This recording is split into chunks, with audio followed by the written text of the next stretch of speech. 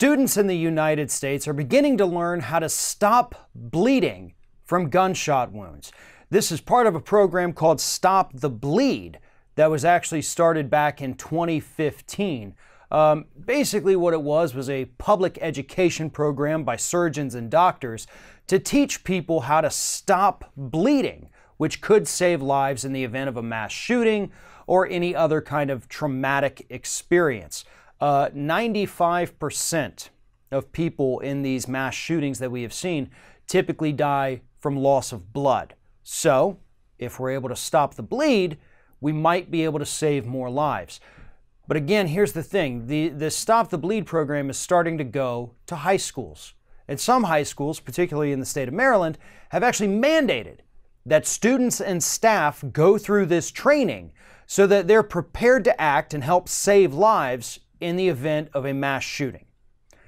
So I want to word that a different way here.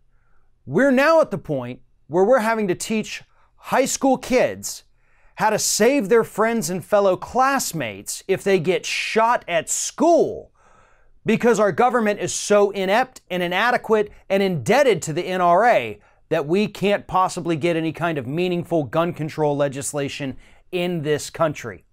So instead, in the absence of federal action on the real problem, which is all the guns, we're having to teach kids who are also learning how to drive, studying for the SATs, cramming for a big midterm.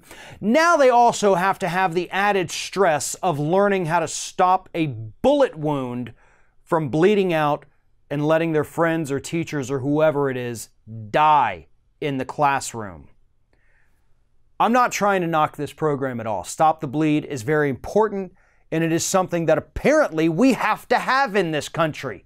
The problem is that we shouldn't have to have this discussion.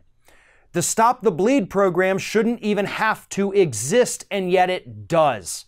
And the reason it does is because our politicians, our elected officials, are doing nothing to protect us.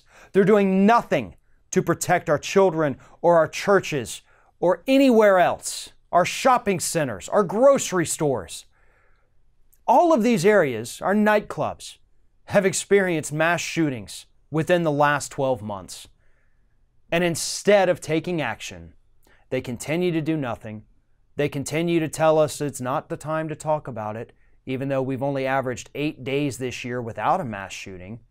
So if we can't talk about it immediately after one happens, given the fact that one is happening pretty much every single day, there will never be a time to talk about it, according to Republicans.